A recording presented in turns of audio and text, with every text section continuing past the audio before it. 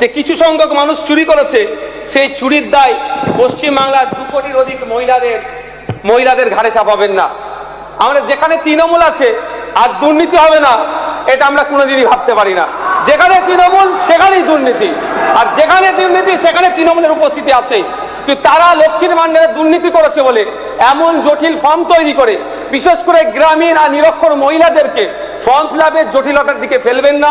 আমি অনুরোধ করবো মাননীয় অর্থমন্ত্রীর কাছে, বুথ স্তরে, পঞ্চায়েত স্তরে, ওয়ার্ড স্তরে সরকারি কর্মচারীদেরকে দিয়ে ভেরিফিকেশন করে দ্রুততার সাথে এই অন্নপূর্ণা ভান্ডারের তাদের যাতে প্রকল্পের মধ্যে আসে তার ব্যবস্থা করা হোক। হ্যাঁ, এই নির্দেশনা দিক সরকারের পক্ষ থেকে। যারা ভেরিফিকেশন করার দায়িত্ব নেবে তাদের এন্ড থেকে যদি কোনো গোলযোগ হয় তার রেসপন্সিবিলিটি তারা নেবে। তাহলে দেখা যাবে একটাও ভুল ভেরিফিকেশন হবে না। যেখানে আপনার জিরো টলারেন্সের কথা বলছেন, দায়িত্ব তাদের হাতে তুলে দেন, তাদের কাছ থেকে দায়িত্ব আপনারা বুঝে নেবেন।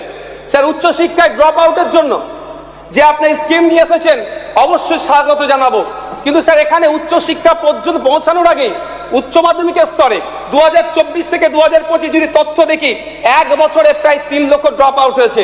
তাহলে আমাদেরকে প্রথম মাধ্যমিক উচ্চ মাধ্যমিক স্তরেও যাতে ড্রপ আউট না হয় তারও পলিসি আনতে হবে। আর এই 50,000 টাকা এককালীন যে সহায়তার কথা বলা হয়েছে, আমি অনুরোধ করবো স্যার এটা অন্তত 3টে পার্টে দেওয়া হোক।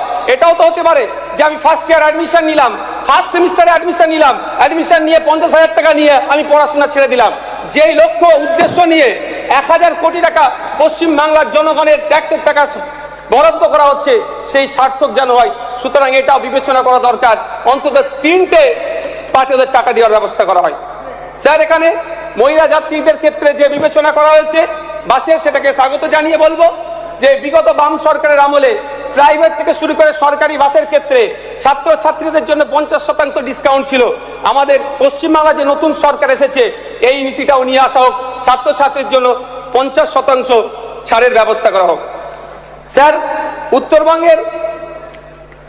উত্তরবঙ্গে স্যার চা বাগানের শ্রমিকদের জন্য টি ওয়ার্কার্স ডেভেলপমেন্ট বোর্ডের প্রতিষ্ঠা করার কথা বলা হয়েছে, অবশ্যই স্বাগত জানাই।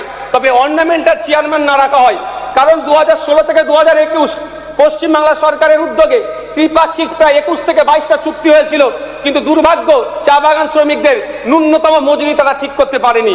এক্ষেত্রে এটা না অর্নামেন্টাল হয়ে যায়।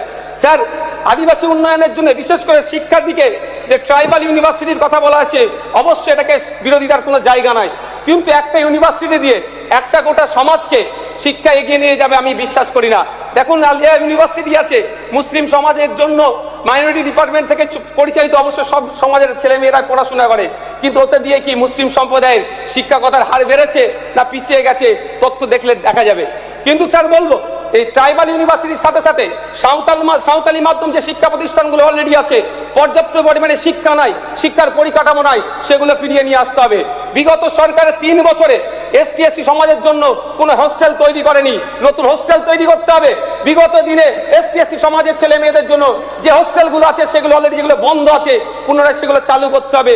শুধু তাই নয় sir, Calcutta university, Jadavpur university, Presidency university, Rabindranath university সহ কলকাতা লাগোয়া যে ইউনিভার্সিটিগুলো আছে, প্রত্যেকটা ইউনিভার্সিটিতে সাঁওতালি ডিপার্টমেন্ট খুলতে হবে।